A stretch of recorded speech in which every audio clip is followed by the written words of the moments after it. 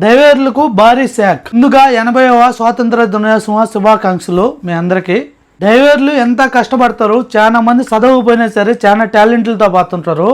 మొఖ రాష్ట్రం పోవాలంటే మరాఠీ భాష రావాలంట. ఇది ఎక్కడ రూల్సో ఏమో కానీ వాళ్ళు మన దేశానికి రావాలంటే మనం తెలుగు వస్తేనే రంపిస్తామని చెప్తే ఇంకెలా ఉంటుంది.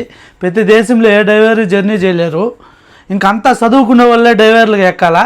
మీరు ఏమనుకుంటారు ఏదో కామెంట్ చేయండి. రాష్ట్రం ఇది రవాణా శాఖే చెప్తుంది, ఆ ప్రభుత్వమే చెప్తుంది.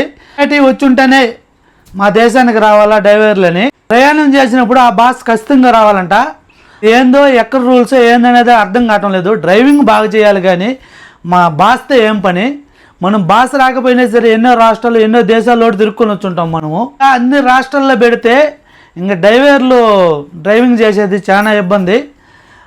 ఇలాగ మీరు ఏమనుకుంటారు ఏదో కామెంట్ చేయండి. ఇంకా చదువుకున్నవాడు డ్రైవర్ అవ్వాలేమో, చదువుకొని అన్ని భాషలు నేర్చుకొని ఎన్ని దేశాల్లోనో అన్ని లాంగ్వేజ్లు నేర్చుకొని ఇంకా డ్రైవర్ అవ్వాలా ఎట్టో. రాష్ట్రం రూల్స్ అలాగ ఉంది. ఇంకా ప్రతి రాష్ట్రంలో పెడతారు ఏందనేది కామెంట్ చేయండి. ఈ రూల్స్ మాత్రం అమలు చేయకూడదు.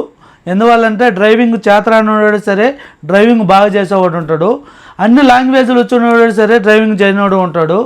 మనం డ్రైవింగ్ ఎలా ఉంది, వాడి ఫీల్డ్ ఎలా ఉంది అనేది చూసుకోవాలి కానీ వాడు తెలివితేటలో అలాగని చెప్పి లాంగ్వేజ్ రాకుండా ఉంటే ఆ దేశానికి పోతే ప్రాబ్లం అని చెప్పి అది కరెక్ట్ కాదు.